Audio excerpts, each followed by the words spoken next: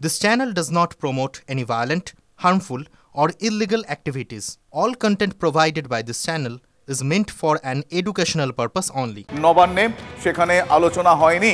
শাসক দলের অভিযোগ কি? অভিযোগ আন্দোলনকারীদের যে অনড় অবস্থান, সেই অনড় অবস্থানের কারণেই বা জেরেও বলা যেতে পারে বৈঠক হয়নি, এমনটা শাসক বলছে। তারপর থেকে লাগাতার তৃণমূল নেতাদের আক্রমণের মুখে পড়তে হয়েছে চিকিৎসকদের। 24 ঘন্টা পর আজ ঠিক কিছুক্ষণ আগে স্বাস্থ্য ভবনের সামনে থেকে আবারও নিজেদের অবস্থান, অনড় অবস্থান বলা ভালো, তা জানিয়ে দিলেন আন্দোলনকারী চিকিৎসকরা। কি দাবি তাদের শোনাবো। UEM Jaipur is a perfect target for prospective students aspiring for good jobs, good education with future-ready skills. প্রথম থেকেই আমরা আমাদের আন্দোলনকে যারা রাজনৈতিক উদ্দেশ্যপ্রসূতভাবে ব্যবহার করতে চেয়েছেন তাদের বিরোধিতা করেছি। আমরা সুস্পষ্টভাবে যে কেউ একই উদ্দেশ্যে আমাদের আন্দোলনকে ব্যবহার করতে চাইলে তাদের জানিয়ে দিতে চাই, আমাদের আন্দোলনকে রাজনৈতিক উদ্দেশ্যপ্রসূতভাবে ব্যবহার করতে চাইলে আমরা আগেও যে প্রতিক্রিয়া জানিয়েছিলাম সেই একই প্রতিক্রিয়া আবার জানাব। আমাদের প্রথম দাবি ন্যায় বিচার এবং দ্রুত তদন্ত। আমরা মনে করি সিবিআই এবং মহামান্য সুপ্রিম কোর্টের আওতায় এই বিষয়টি থাকায় এটি নিয়ে আমরা সমস্ত দাবি এবং আলোচনা সেই উপযুক্ত জায়গাতেই রাখব। কলেজে ভয়ের রাজনীতি যা স্বাস্থ্যকর্মী সহ রোগী এবং রোগীর পরিবারকে অশেষ যন্ত্রণার সম্মুখীন করছে, তাকে সমূল্যে উৎপাদিত করতে হবে। তিলোত্তমার জন্য সুবিচার চেয়ে 5 দফা দাবিতে স্বাস্থ্য ভবনের সামনে ঠায় বসে আছেন জুনিয়র ডাক্তাররা। অবস্থান যাকে বলে, রোদ বৃষ্টি উপেক্ষা করে তাদের এই অবস্থান বিক্ষোভ চলছে। আপনারা জানেন, প্রত্যেকটা মুহূর্তে সে আপডেট আপনাদের সামনে তুলে ধরছি। এই চিকিৎসকদের শান্তিপূর্ণ প্রতিবাদে হামলার ছক কি, এ প্রশ্ন করছি। তার কারণ ভাইরাল একটা অডিও সামনে এনে এই বিস্ফোরক অভিযোগ করছেন কুণাল ঘোষ। সেই ভাইরাল অডিও যেটি তিনি সামনে এনেছেন সেটা একবার শোনাবো আপনাদের। বলছি সাহেব অর্ডার করেছে। হ্যাঁ চকলেট, হ্যাঁ ওরাবার জন্য অর্ডার করেছে। বলেছে কিছু একটা ভেবেই তো বলেছে।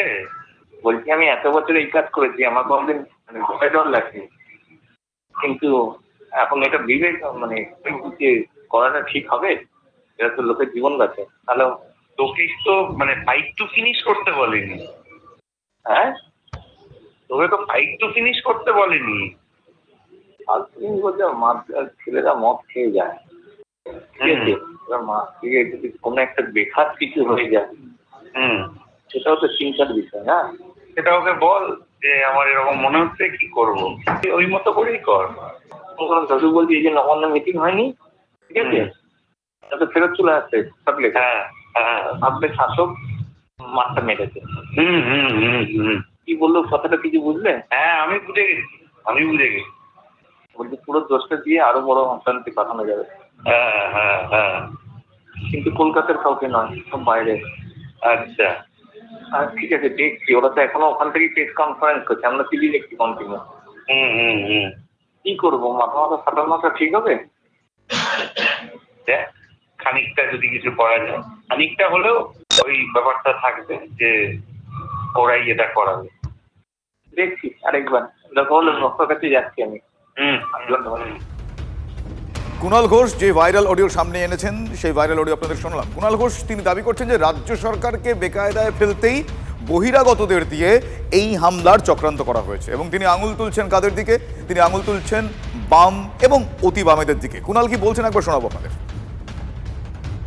ভয়ঙ্কর প্লট যে রাজ্য সরকারকে, তৃণমূল কংগ্রেসকে, মাননীয় মুখ্যমন্ত্রীকে বিড়ম্বনায় ফেলতে হবে, হামলা করতে হবে জুনিয়র ডাক্তারদের সল্টলেকে ধর্ণা মঞ্চের উপর। কলকাতার ছেলে নয়, বাইরের ছেলেদের এনে হামলা করে দিতে হবে। এই ভয়ঙ্কর প্লট যারা করেছেন তাদের মধ্যে বামপন্থী একটি যুব সংগঠন আছে এবং অতি বাম বলে পরিচিত একটি সংগঠনের একজন এর মধ্যে রয়েছেন।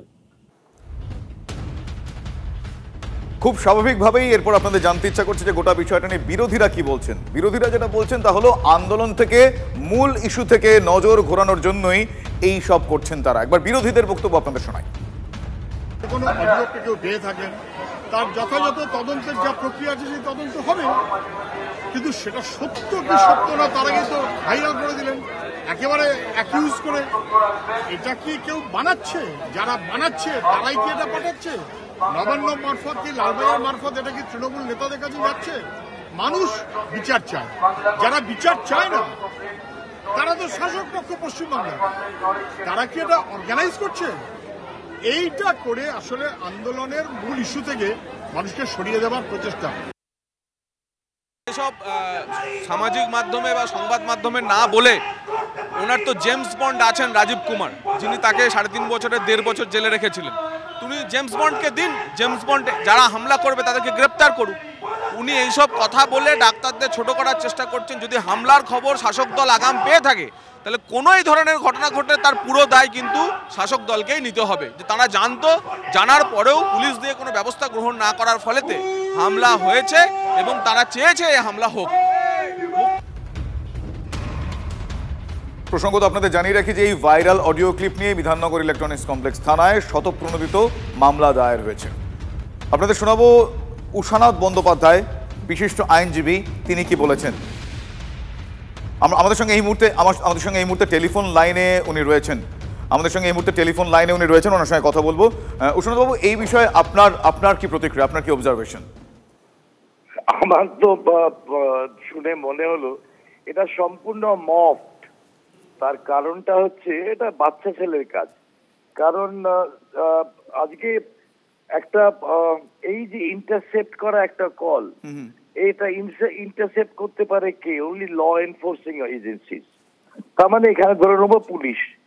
যদি ল এনফোর্সিং এজেন্সিস যদি কোনো ইন্টারসেপ্ট করে কোনো কিছু পায়, তাহলে তারা সঙ্গে সঙ্গে সেইটাকে সিল করে সঙ্গে সঙ্গে কেস করে তাদেরকে অ্যারেস্ট করবে। কারণ ফোন ইন্টারসেপ্ট করা মানে তো ফোন নাম্বার গুলো পাচ্ছে, তাকে ধরা তো তৎক্ষণাৎ ইজি, কোনো গল্প না, it's a matter of a few minutes.